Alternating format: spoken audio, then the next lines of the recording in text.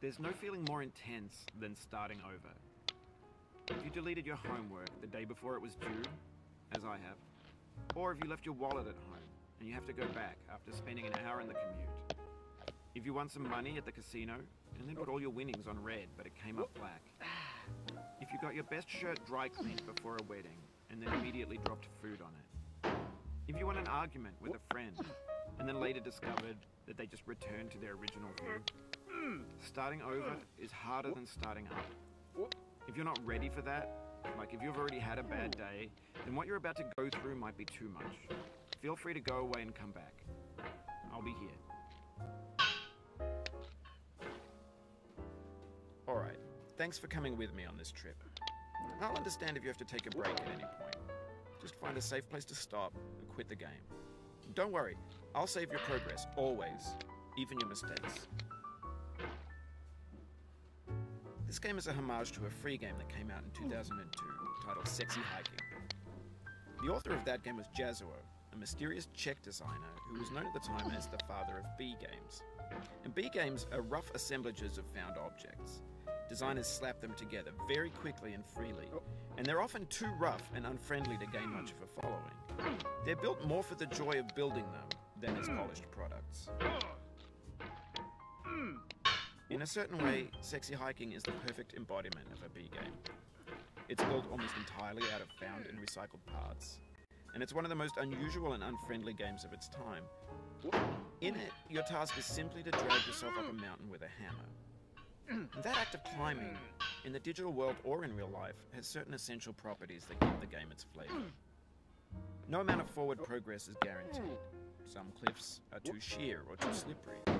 And the player is constantly, unremittingly in danger of falling and losing everything.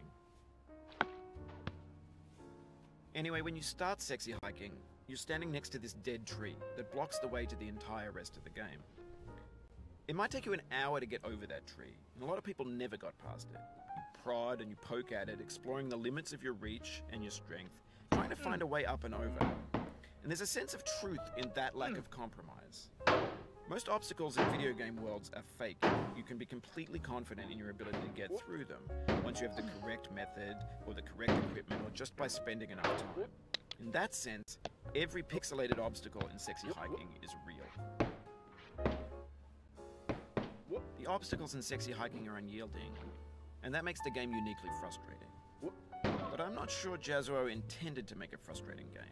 The frustration is just essential to the act of climbing, and it's authentic to the process of building a game about climbing.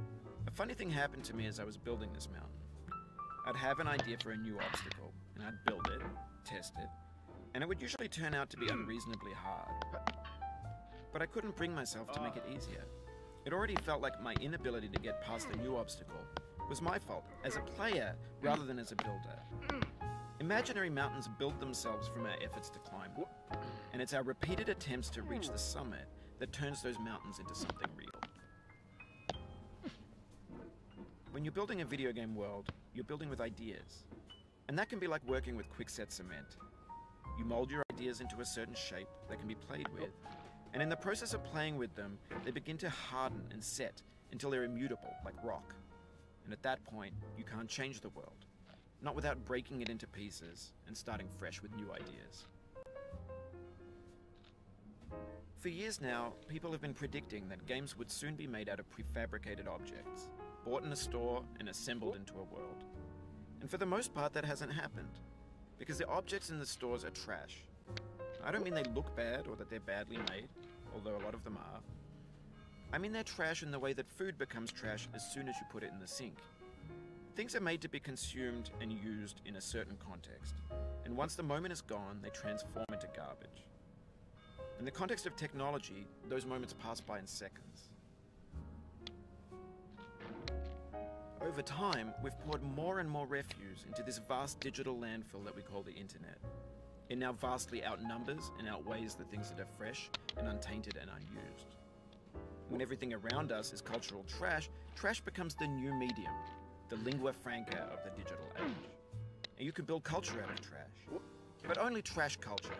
B games, B movies, B music, B philosophy. Maybe this is what digital culture is. A monstrous mountain of trash, the ash heap of creativity's fountain. A landfill with everything we ever thought of in it. Grand, infinite, and unsorted. There's 3D models of breakfast, Gen X's fanfic novels, scan magazines, green screen Shia LaBeouf, banned stuff scenes on LiveLeak. Facebook's got lifelike bots with unbranded adverts and candid shots of Kanye and Taylor Swift mashups, car crash epic failed GIFs, Russian dashcam vids, discussions of McRibs, discarded, forgotten, unrecycled, muddled, rotten, untitled. Everything's fresh for about 6 seconds, until some newer thing beckons, and we hit refresh. And there's years of persevering, disappearing into the pile, out of style, out of sight. In this context, it's tempting to make friendly content that's gentle, that lets you churn through it but not earn it. Why make something demanding if it just gets piled up in the landfill, filed in with the bland things? When games were new, they wanted a lot from you. Daunting you, taunting you, resetting and delaying you. Players played stoically. Now everyone's turned off by that. They want to burn through it quickly. A quick fix for the fickle. Some tricks for the clicks of the feckless. But that's not you. You're an acrobat. You could swallow a baseball bat. Now I know, most likely you're watching this on YouTube or Twitch, while some dude with 10 million views does it for you. Like a baby bird being fed chewed up food.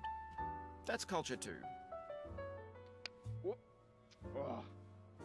But on the off chance that you're playing this, what I'm saying is, trash is disposable, but maybe it doesn't have to be approachable.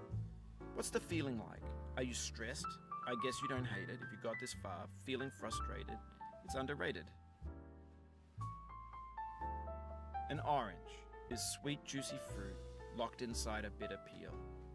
That's not how I feel about a challenge. I only want the bitterness. It's coffee. It's grapefruit. It's licorice. It feels like we're closer now. Composer and climber, designer and user. You could have refused, but you didn't. There was something in you that was hidden, that chose to continue. It means a lot to me that you've come this far, endured this much. Every wisecrack, every insensitivity,